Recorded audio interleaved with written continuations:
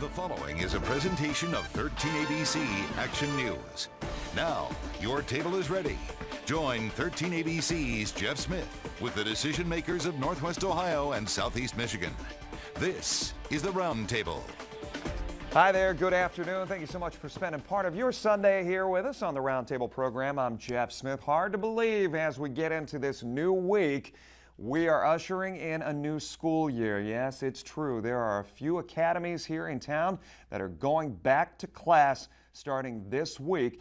And as that happens, obviously you start thinking about the new year of education, the new year of opportunity, but also the new year of enforcement for not only teachers and administrators, but also students when it comes to bullying prevention. It was a topic that has really garnered a lot of attention over the last couple of years, and once again this year coming to the forefront for a lot of the administrations around Northwest Ohio and Southeastern Michigan. We are joined today by Liz Hebner. She is the Assistant Principal of Student Affairs at St. Ursula Academy. Usually you guys are the first ones out of the gate to go back to class, and sure enough, same case this year. Welcome to the Roundtable. Thank you. Let's talk a little bit about the school year we have on tap. And when you look from year to year to year, and I know as a parent, year after year, the kids get older, the challenges get more and more. I mean, you see that in the school year frame of mind too? Absolutely. It's always changing. My job never gets boring. I'm addressing similar concerns, but they're always different venues that things happen with. And from a standpoint, and I know you and I were talking before we came on today, as far as the challenges getting more and more the later in years we get. I said to you, I've had my parents say to me before, I wouldn't want to raise you in this day and age versus when you were raised. And I mean, do you feel the same way, that it's just more of a challenge out there bringing these kids up? I think it is more of a challenge. I think definitely there, the Facebook, the social media, all of the venues for teens today expose them and put them out in in the light of people that can be more dangerous to them. They are young and don't realize what they're basically dealing with. We're looking at some video from last year when we were actually in the school building. This is when the crew team was going to nationals, and a happy time when all of the student body was coming together and cheering on their teammates, so on and so forth. But the reason for the conversation today, the Toledo Diocese has come together this year, and they've put out kind of a formula, if you will, a playbook as far as bullying prevention is concerned. And coincidentally enough, and Liz, I know I was telling you before we came out here, Good Morning America earlier this week ran a story about a young girl who had been bullied in school as a youngster and is going into her freshman year in high school, and made some drastic changes over the summer just so she would feel comfortable going back to school. Here's that story from Biana Goldriga with Good Morning America earlier this week. Take a look. At first glance, 14-year-old Nadia Isles exudes an air of confidence many other girls her age lack. But just a few months ago, Nadia couldn't bear looking in the mirror. Going to school was a nightmare. She endured daily abuse from her classmates, all because of her ears. I felt horrible. I felt like I was like dirt. What did they say? They said that I had the biggest ears they've ever seen. They called me Dumbo, elephant ears. The teasing and bullying started when Nadia was just 7 years old. It escalated to the point where she began to believe the negativity. I kind of got into this shell and actually skipped school a lot. You wanted to skip school? Yeah, I made excuses. I say that my stomach hurt. I felt like I was sick, even though I wasn't. All of this was a shock to her mom, Linda. Recently being laid off and with her 9-year-old son, Joshua, battling cerebral palsy, Nadia said she didn't want to trouble her mom with what she thought were superficial problems. Did you cry a lot? Usually when I'm walking home from the bus stop, I usually start crying, or I usually cry myself to sleep sometimes too. How does that make you feel hearing that? I'm heartbroken about it. I didn't realize that it was that bad. You know I love you. You didn't want to burden your mom? That just become overwhelming? Yeah. The abuse got so bad, Nadia even contemplated the unimaginable. I actually did think about suicide, but I didn't think that was a solution. That must break your heart to hear your daughter say that she contemplated suicide at such a young age. Yeah, it is hard. Eventually, Nadia spilled all to her mom and begged her every day for surgery that would pin back her ears.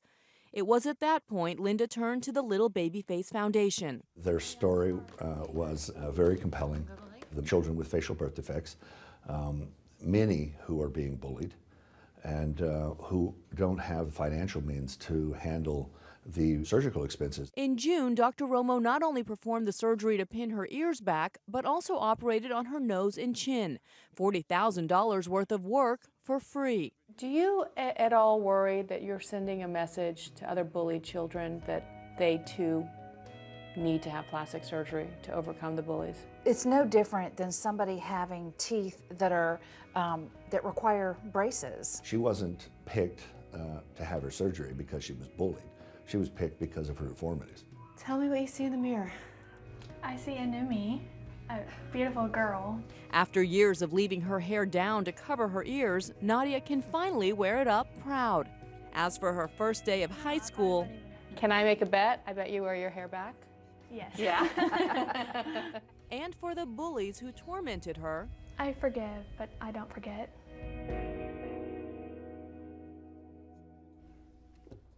ABC News' Bianca Goldrigo with that report earlier this week on Good Morning America. That's the second time I've watched this, and I am still taken by it. As a parent, you never want your kids to go through anything, the torment, the teasing, that kind of thing.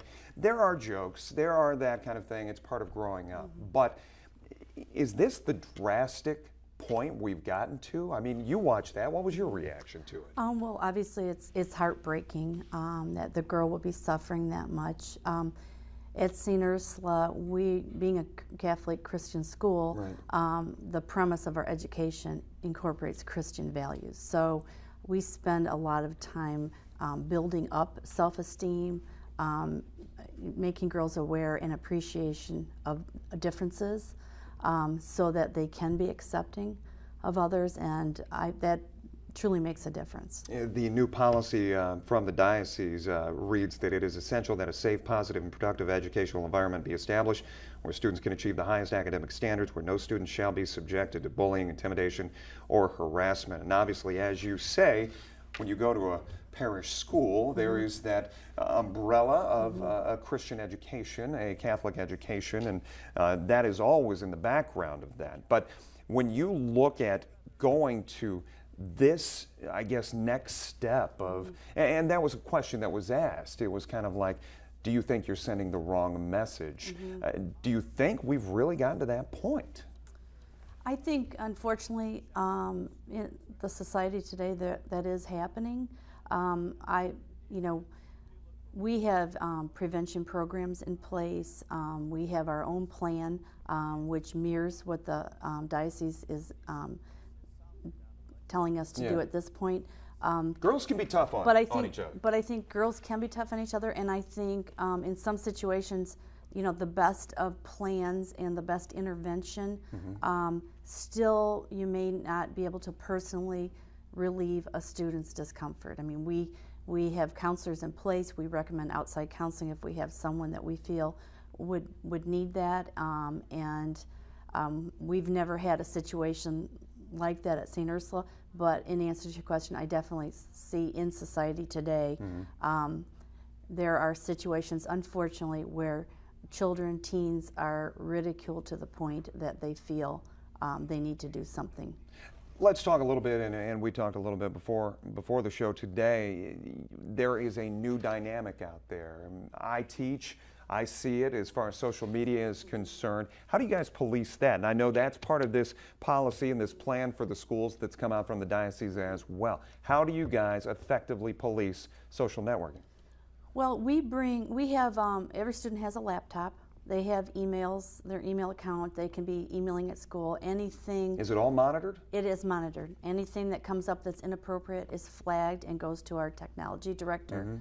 Are there keywords that they're looking for? Keywords, yes, definitely keywords. And it's. Who comes up with that list?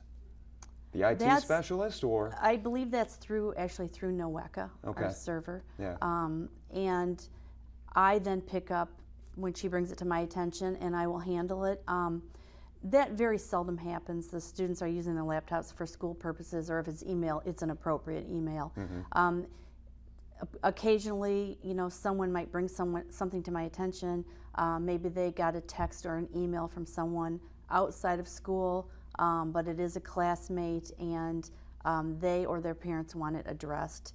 We follow up, you know, we have a plan in place, and I would do an investigation, talk to the student and whoever she feels is hurting her in any way. Most of the time, it's an awareness. Yeah. And I will, you know, work together. We'll work with the counselors. In that situation, we have a twofold plan. It's not just disciplinary. It's also the counselor giving them some tools and strategies to use. And like I said, most of the time that will help take care of it. If it doesn't, then we do have a plan in place, and it's in our handbook, and the students and their parents are aware of the plan, and they can contact me, make a complaint, and we always follow through on that. And you said the administration, the teachers, faculty, staff, all responsible as well as you look at these rules and trying to implement these policies, that it can't just be a student coming and saying, I saw this or saw that. They are liable, those adults, if you will, they're liable for raising the flag too. Absolutely. They're liable, they're aware of it. At our opening faculty meeting, I will be addressing that with them.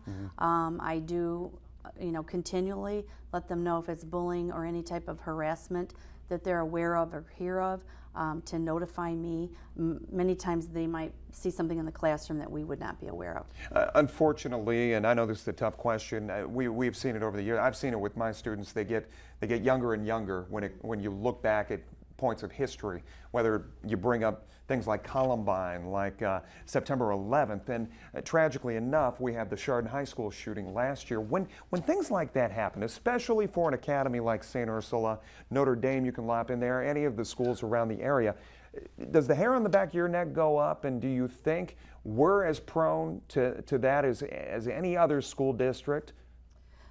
Absolutely. When you hear of any tragedy like that, you know, you feel it. But we have a solid plan in place, so we don't react any differently after that, because we have that in place. We are doing prevention programs to help with that. What's the most important thing for you guys to get through as administration, to let those kids know they're cared for, they are thought of, and that frame of mind? We let them know that you know, St. Ursula is a place that they can come. It's a safe environment. At any time, we tell them at any time if they feel, you know, threatened in any way, not safe, to bring it to our attention. Any adult in the building, all students have a right to come and get their education and feel safe and loved. And if something comes up, then we address it immediately. Has social networking been a positive or a negative, you think, for education? It's both. Obviously, there's a lot of positives in the way it can be used in the classroom and in education. Because teachers fall into that trap as well, I know. Befriending somebody, making sure what's being said online is appropriate, is academic driven, that sort of thing. Right. We direct our teachers to, if they have a Facebook page, to make it private. If they have communication through any social media with a student, it has to be related to academics or athletics. As far as the social media, it certainly has, you know, broadened the methods and the way that things can be communicated. We're always telling our girls, you know, anything that's in written form can turn up at any time later, and some girls have seen that happen. Yeah. So it's an awareness. I mean, we're a college prep school. I always tell the girls, this is my form of college prep. Right. This is as important as your academics. The other dynamic we are seeing across the diocese, a number of the high schools are going to more expanded grades. And you guys have a junior academy as well as your high school academy. And as you look at broadening the scope of the education there at your facility, and the other facilities are doing the same kind of thing, how tough is it integrating sixth graders who are in the lunchroom, passing the hallways of the seniors in high school? And what types of things are you kind of drilling into the minds of how impressionable both sides are? We have our academy this year. We have the 6th grade, so 6th, 7th, and 8th grade is in a separate wing of the building. So throughout the school day, they are separated. They do eat lunch together with the high school students. They have their own area. Our lunchroom is monitored. We And I do want to point out, I'm sorry to interrupt, but I mean, it's not a new concept. There have been smaller schools in older days that have had K through 12. But go on, I'm sorry. It is new for us, Yeah. and so we're very aware of what some possibilities could be. So we have hired a counselor specifically for the junior academy, and she is actually starting out with some programming on bullying prevention. She's doing a 6th grade transition program.